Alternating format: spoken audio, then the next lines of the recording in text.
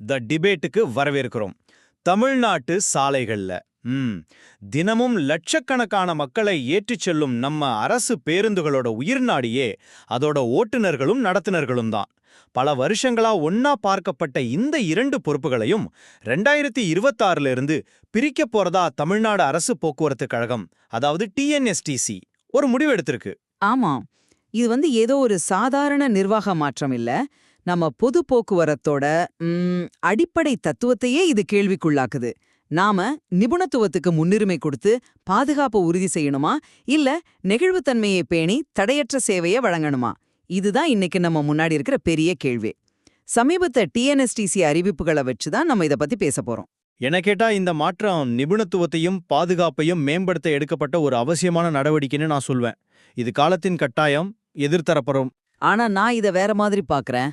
இது தேவையற்றது. இப்போ இருக்கிற அமைப்போட நெகிழ்வுத்தன்மையை காலி பண்ணி புதுசா நிர்வாக சிக்கல்களை தான் உருவாக்கும் நான் வாதிடுறேன். இந்த அறிவிப்பை பார்த்ததும் எனக்கு முதல்ல தோணுனது, அப்படா ஒரு வழியா அப்படிங்கிறது தான். பல வருஷமா நம்ம பேசியிருந்த ஒரு அடிப்படை பிரச்சனைக்கு இது ஒரு தீர்வாமைய போகுது. ஓட்டுநர் நடத்துனர் பதவிகளை தனித்தனியா பிரிக்கிறது ஒரு முற்போக்கான சீர்திருத்தம். இப்போ இருக்கிற ஒருங்கிணைந்த ஆட்சியிருப்பிட எவ்வளவு சிக்கல்கள் இருக்குன்னு பாருங்க. சமீபத்திய தேர்வுல கிட்டத்தட்ட 1500 பேரோட சான்றிதழ்கள்ல குளறுபடிகள்னு சொல்லி அவங்களுக்கு மறுபடியும் செய்முறை தேர்வு நடத்த வேண்டியிருக்கு. இது எதை காட்டுது? ஒரே ஆளுக்கு டிரைவிங் லைசன்ஸ், 18 மாசம் அனுபவம், கண்டக்டர் லைசன்ஸ், முதலுதவி சான்றிதழ்னு எல்லாத்தையும் சரிபார்க்கறது எவ்வளவு குழப்பமான வேலைன்னு காட்டுது. அரசின் முக்கிய நோக்கம் விபத்துகளை குறைக்கிறது. அதுக்காக நன்கு அனுபவம் வாய்ந்த ஓட்டுநர்களை எடுக்கணும்னு நினைக்கிறாங்க. இப்போ ஓட்டுநர் பதவியை தனியா பிரிச்சா ஆட்சேர்ப்போட முழு கவனமும் ஸ்டியரிங் திறமையில மட்டும் இருக்கும். இது பாதுகாப்பை நேரடியா அதிகப்படுத்தும். கர்நாடகாவில் இதே மாதிரி ஒரு மாற்றத்தை கொண்டு வந்த முதல் 2 வருஷத்துல அரசு பேருந்து விபத்துகளோட எண்ணிக்கை சுமார் 18% குறைஞ்சதா ஒரு அறிக்கை சொல்லுது. நிபுணத்துவங்கிறது வெறும் வார்த்தை இல்ல, அது நேரடியா உயிர்களை காப்பாத்துற விஷயம். பாதுகாப்பு முக்கியங்கிறத நான் முழுசா ஏத்துக்கிறேன். ஆனா நீங்க சொல்ற தீர்வு நோயை விட மோசமான பக்க விளைவுகளை ஏற்படுத்திடுமோங்கிறது தான் என் கவலை.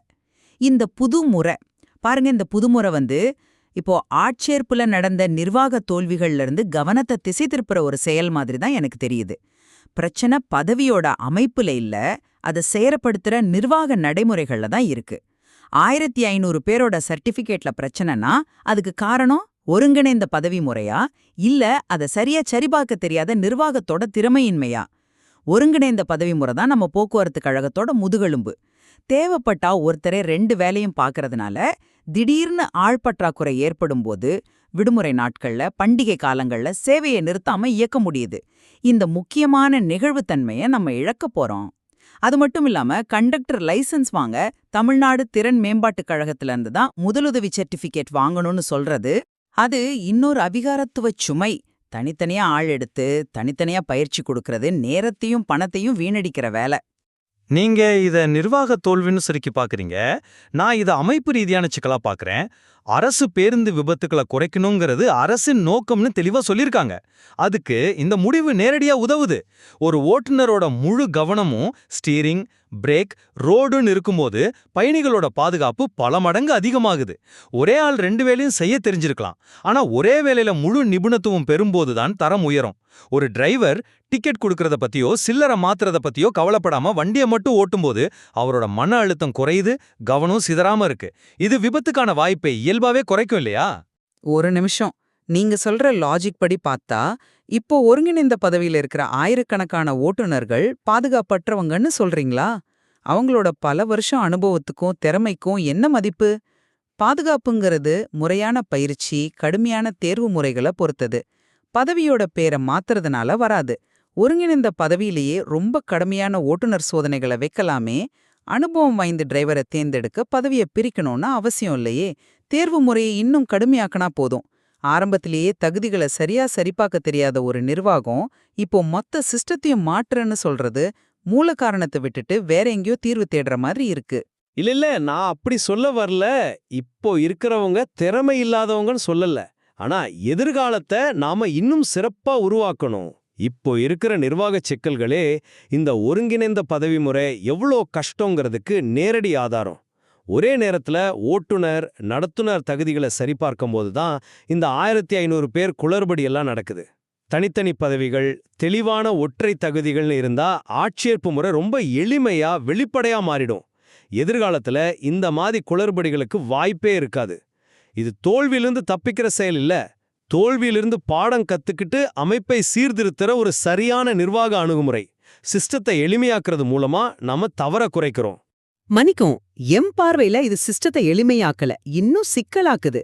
ஒரு பக்கம் 1738 பேருக்கு அப்பாயின்மெண்ட் ஆர்டர் ரெடியா இருக்கு, இன்னொரு பக்கம் 1500 பேருக்கு பிரச்சனை நீடிக்குதுன்னா இது தெளிவான நிர்வாக கோளாறு. இதுக்கு தீர்வு சர்டிபிகேட் வெரிஃபிகேஷன் முறையை நவீனப்படுத்துறது தான். இப்போ டிஜிலாக்கர் மாதிரி எத்தனையோ தொழில்நுட்பங்கள் இருக்கு. அதை வச்சு ஒரு சில மணி நேரங்கள்ல உண்மையான சான்றிதழ்களை சரிபார்த்திருக்கலாம். அதை விட்டுட்டு ஒட்டுமொத்த ஆட்சேர்ப்பு கட்டமைப்பையே மாத்துறது எதுக்கு? இது இருக்கிற பிரச்சனையை தீர்க்காம பல புது பிரச்சனைகளை உருவாக்கும். யோசிச்சு பாருங்க, ஒரு வழித்தடத்துல திடீர்னு டிரைவர்கள் பற்றாக்குறை ஏற்பட்டா அங்க இருக்கிற கண்டக்டர்களை வச்சு பஸ்ஸை இயக்க முடியாது. கண்டக்டர்கள் பற்றாக்குறைனா டிரைவர்களை வச்சு சமாளிக்க முடியாது.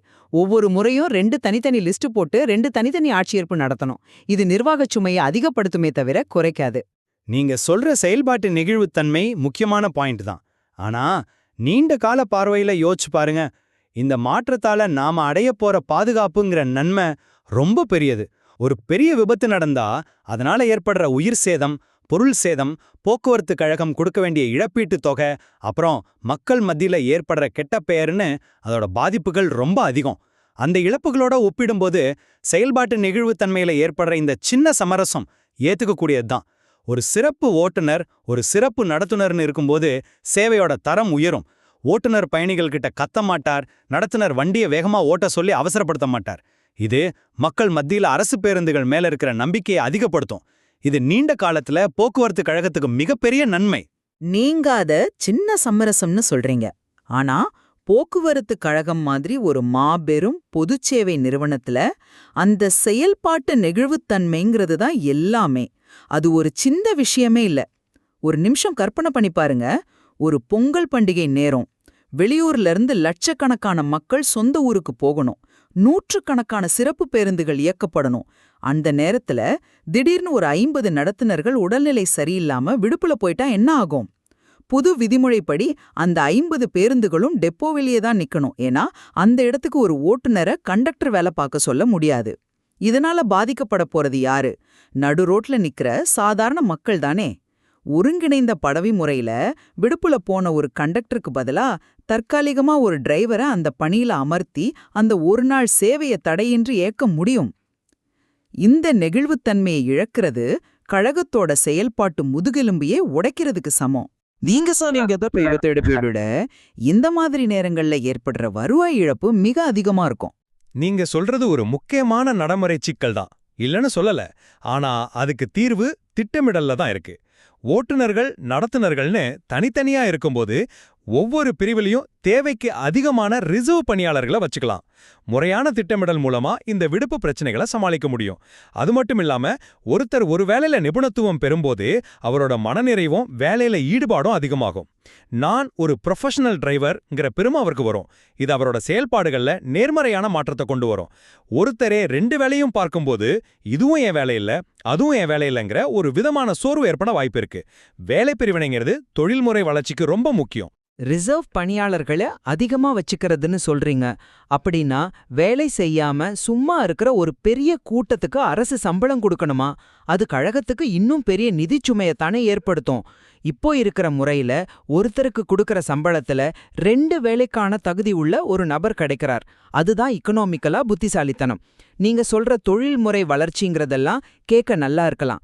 ஆனா பல வருஷமா டிரைவர் கம் கண்டக்டரா வேலை பார்க்குற ஒருத்தருக்கு ஒரு நாள் டிரைவராகவும் இன்னொரு நாள் கண்டக்டராகவும் வேலை பார்க்கறது அவரோட திறமையை குறைக்குதுன்னு நான் நினைக்கல.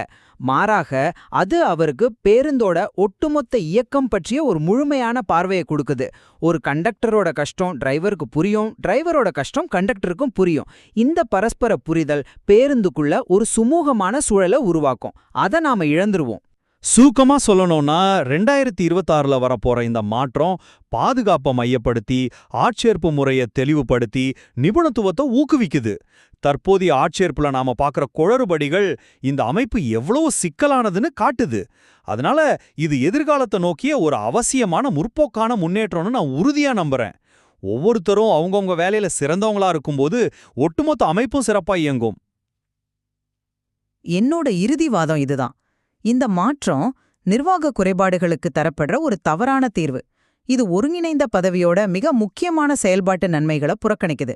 தற்போதைய செயல்முறைகளை நவீன தொழில்நுட்பம் வச்சு மேம்படுத்துறதுலயும் நிர்வாகத்தை சீரமைக்கிறதுலயும் கவனம் செலுத்துறதுக்கு பதிலா இது ஒரு புதிய இன்னும் சிக்கலான நெகிழ்வற்ற அமைப்பை உருவாக்கும் அபாயம் இருக்கு. இது எளிமையான தீர்வை தேடாம பிரச்சனை இன்னும் பெரிதாக்குற மாதிரி இருக்கு. தமிழ்நாடு அரசு போக்குவரத்து கழகத்தோட எதிர்கால பணியாளர் கட்டமைப்பு பத்தி 2 வலுவான மாறுபட்ட கண்ணோட்டங்கள் இன்னைக்கு முன்வைக்கப்பட்டிருக்கு. நிபுணத்துவமும் பாதுகாப்பும் ஒரு பக்கம் முதன்மைப்படுத்தப்படுது. அதே சமயம் செயல்பாட்டு நெகிழ்வுத்தன்மையும் நிர்வாக எளிமையும் மறுபக்கம் முக்கியத்துவம் பெறுது. இந்த மாற்றத்தோட உண்மையான தாக்கம் எப்படி இருக்குங்கிறத காலம்தான் தீர்மானிக்கணும். இந்த தரவுகள்ல இருந்து நம்ம சிந்திச்ச அறிய இன்னும் நிறைய இருக்கு.